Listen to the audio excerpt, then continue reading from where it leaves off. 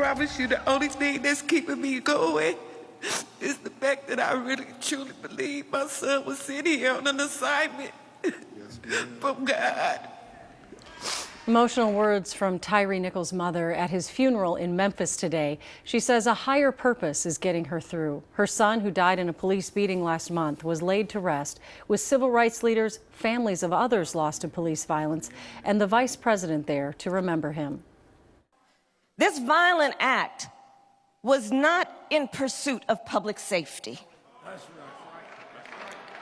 It was not in the interest of keeping the public safe, because one must ask, was not it in the interest of keeping the public safe that Tyre Nichols would be with us here today? Well, calls for police reform rang out today during the funeral services, and that includes oversights of departments and who's in charge of it. In Minneapolis, a revamped system takes effect this spring with a civilian panel of 15 people.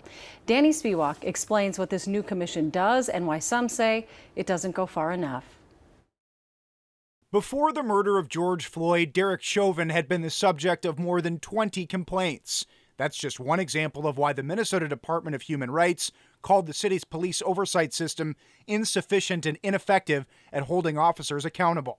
In response, the city council passed a new ordinance in December establishing the Community Commission on Police Oversight. The name was chosen deliberately. Community is the first word for a reason. Combining multiple functions into one, the new commission will oversee both complaints and police practices starting in April. It will consist of 15 civilians, 13 appointed by the council, and 2 by the mayor. Smaller 5-person panels will then review complaints against officers, made up of 3 civilian commissioners and 2 sworn police officers. My biggest concern is that it's not enough of a change. Dave Bicking fought the ordinance with Communities United against police brutality. We need a real civilian review agency. We don't need a police officer to bring specialized expertise to these review panels. Council President Andrea Jenkins has said the commission, while not perfect, is a good start. Having a board of 15 people appointed by political leaders is fairly typical structure. University of Pittsburgh law professor David Harris is an expert on police accountability.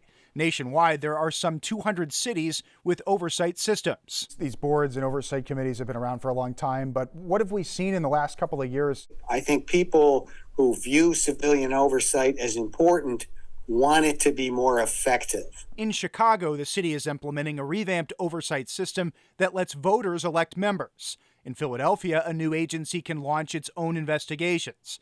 And in Minneapolis, the new commission's panels can recommend discipline to Chief Brian O'Hara, but he's not bound to follow it. We will see more of the boards that actually exist be looked at very seriously to see if they have the power that they need and the structure that they need in order to do a real job.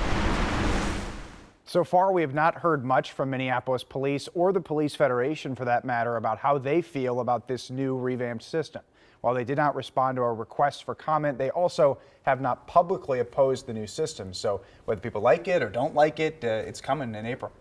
Yeah, I think we need to try something, right? Something's got to change, it seems. Thanks, Danny. Thanks, Danny.